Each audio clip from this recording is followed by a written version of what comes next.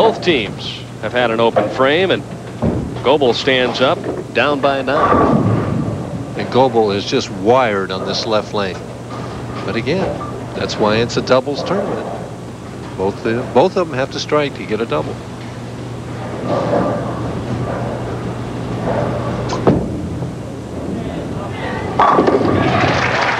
Perfect shot for Goebel, who strikes in the 6th, and he and Glenn Carlson are down by 9. And just outside the... And while we were gone, a strike in the 6th for Wunderlich. That was the second double of the match for he and Evans, then a 4-pin for Tommy Evans, and now they lead by 18. And a lot of pressure on Glenn Carlson right now to throw a good shot. And he did. You know, when your partner is just labeling that other lane, that puts more pressure on you, Dan, because you don't want to let your team down. Now he can right back in it. He thinks that Goebel's going to strike to take the lead in the match, and I think he will too. I would say one thing right now. I have a feeling he'll hit the pocket. Now, whether or not he carries, that's a completely different story. He's just bowling with a lot of confidence. He really has a lot of confidence on 47.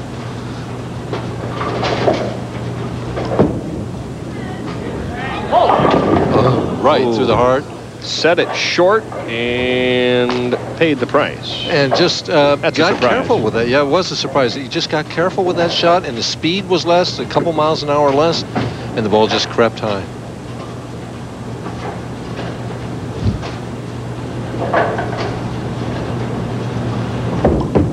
Nothing more to do now but to get 9 out. So the team of Goebel and Carlson in trouble right now in the latter stages of the opening match.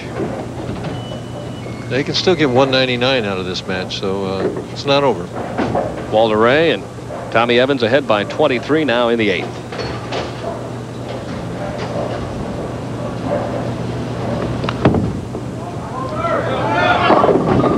Oh, no. The 2-pin. Wunderlich says, I'll take it. Tommy says, of course we will. Nice shot, Pardsy. Plus it saves count. You know, basically Tommy Evans right now, and just if he gets up and strikes, it's a bonus, but if he spares, that's almost enough. Ball just sliding here, hooking late at the end, and that pin just reached out with the head and said, 2-pin, fall over. Strike here would all but lock up match number 1.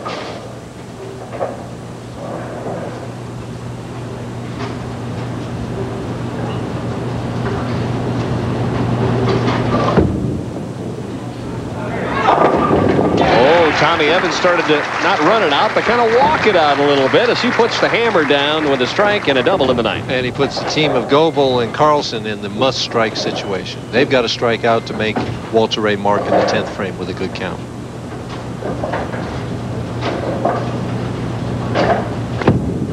Has to hurry. And that's just about the end of the story right there. Even if he makes this and Goebel strikes out, the best they can get was 189. Wunderlich, be interesting to see if he played that gutter then or just moved in and tried to hit the head pin solid. Second year in a row, excuse me, Mike, that Glenn Carlson has qualified in the final 5 and been turned away both times. How about picking up the washout in 1? And he does. Beautiful shot by Glenn Carlson, who did what he had to do in the 9th, but it's not going to be enough. That's what he wanted to do with the 1-2-8 right there. He had practiced at that earlier. Drives the head pin right into the 10. The perfect way to make the washout. Keeps what little hope they have alive.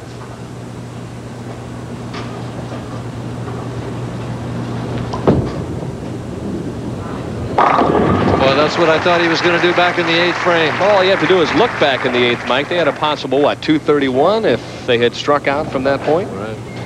It's just with that, they were 8 pins down at that point. If they strike, they take a 2-pin lead. They've got all the momentum going, everything going their way. That shot was definitely the key of the match. No, Goebel just cut it short, set it short, and as you mentioned, it was probably a couple of miles per hour slower than the previous couple of strikes, and that's what cost him. It's too bad because Bryan did have an outstanding shot, great reaction. Just one bad pass at the ball. That's it.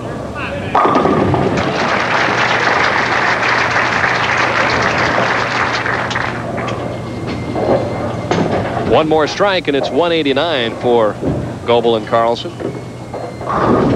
Trying to figure out here what Evans and Williams will need, or what Walter Ray will need when he steps up in there, basically just to keep it on the lane. Somehow I think he'll be able to do that. Yes, somehow. I think he needs about 6 pins on the first ball to lock it up. High again, but a nice finish for Bryan Goebel. He and Glenn Carlson more than likely will end the week in 5th place. Well, you never know. After watching Dave Ferraro last week go 5 and 8 out, you never know. It can happen. Walter Ray moves in. Intelligent shot there.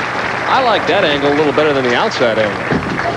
Outside angle looks a little inconsistent. It looks like it's going to hang just a fraction if you don't hit it right. Yeah, if you throw it a little too hard. It'd be interesting to see if he changes for the next game. It'll also be interesting to see how Wunderlich and Handegard operate when they come on, whether they're going to try and make Tommy Evans finish in the 10th frame in the match. Walter Ray right back to the well with another strike on 48, and he is shopping, obviously, right now, and he likes what he's buying. I think he's going to move in there for the next match myself.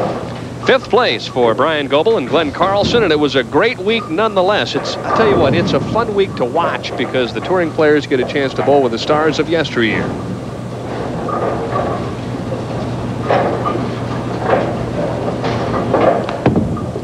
Now Walter Ray back out to the ditch. Well, this young man is striking from everywhere, just like Mike Durbin used to do in his prime. So it's Tommy Evans and Walter Ray. They move on. NFL preseason football coming your way on ESPN. The New York Jets and the New York Giants from Giant Stadium in East Rutherford, New Jersey. 8 o'clock Eastern Time, 5 p.m. Pacific Time. The Giants and the Jets preseason football. You'll be watching that, won't you? Well, I predict New York will win. Once again, Durbin out on the edge or the ledge. It's incredible how you continue to do that throughout your broadcast career. Back to the bowling here, and we talk about strategy all the time, and Wunderlich and Handegard have put it on Evans and Walter Ray. They're going to have Steve